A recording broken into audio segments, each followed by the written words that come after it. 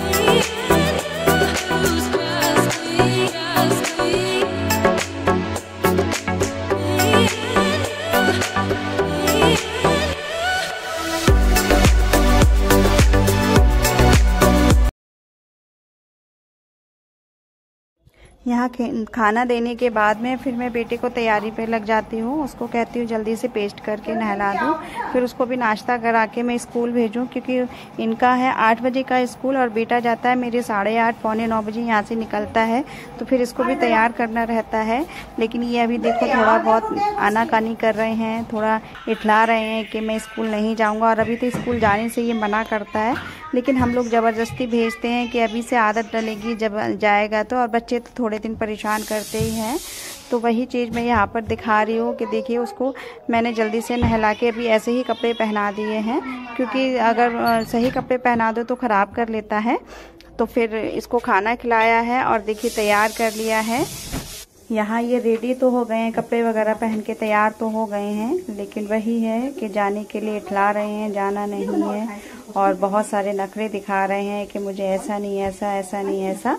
लेकिन इनके नखरों भी झेलने पड़ रहे हैं, और क्या करें, स्कूल तो भेजना ही है। तो शुरू हो गई है इनकी भी पढ़ाई।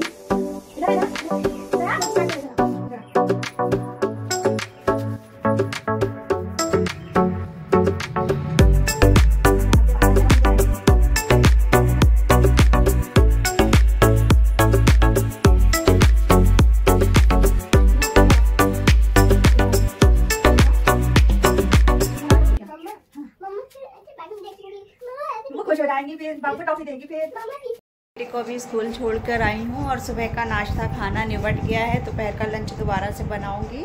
और देख ही लिया आपने कितनी बुरी तरह से मेरा घर बिखरा हुआ पड़ा है, फैला हुआ पड़ा है। तो और इसलिए भी पड़ा है, मैंने पोछा नहीं लगाया था मॉर्निंग में, क्योंकि अभी मुझे सफाई करनी है क्योंकि कल से नवरात्र स्टार्ट हो रहे हैं, तो जल्दी से मुझे सफाई करनी है। और फिर 12 बजे 12:30 बजे मैं अपने बेटे को भी लेने जाऊंगी, तब तक के लिए मुझे निपटाना है। लगभग आधी सफाई मेरी हो भी चुकी है, तो चलिए स्टार्ट करते हैं। यहाँ से शुरू हो गया है सफाई अभियान, और सफाई अभियान में ज़्यादा मेहनत तो नहीं करनी पड़ेगी, क्योंकि मैंने होली पे भी डीप क्लीनिंग की थी, और मैं वीकली करती रहती हूँ हर हफ्ते में।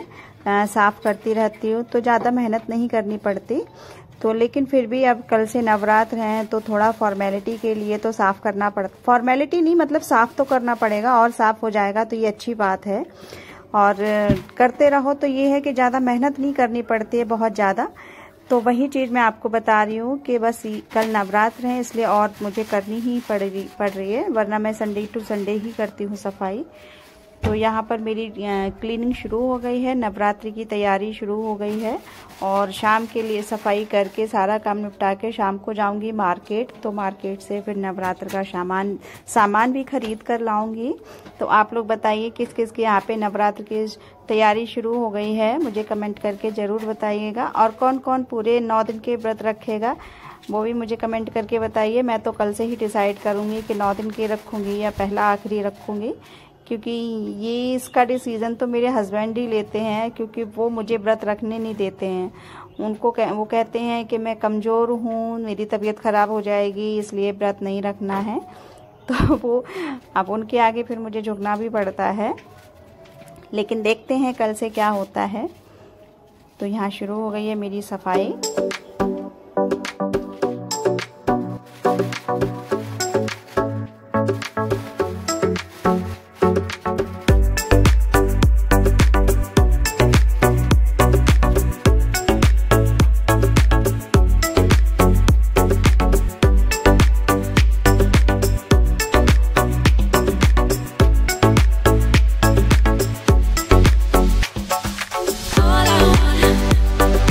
All I want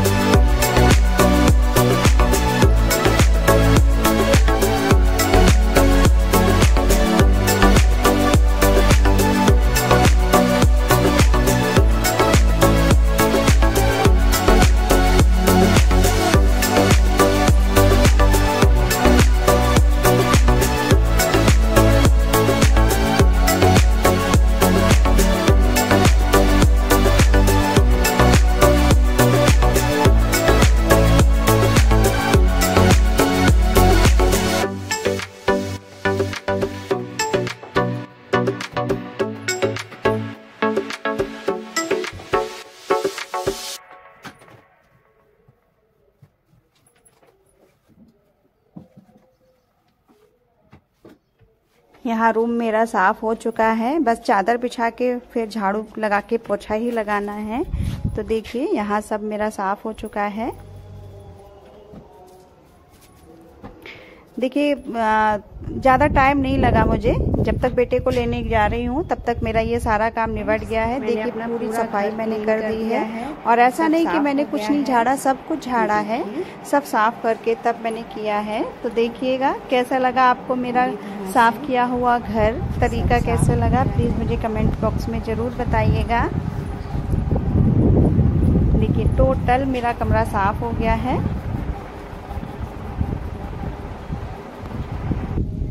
यहाँ मैंने किचन भी अपना साफ़ कर लिया है। किचन साफ़ करते पे नहीं दिखाया था क्योंकि मुझे बेटे को लेने जाना था, तो मैंने जल्दी जल्दी ही फिर काम किया था, वीडियो नहीं शूट कर पाई थी। तो प्लीज़ मुझे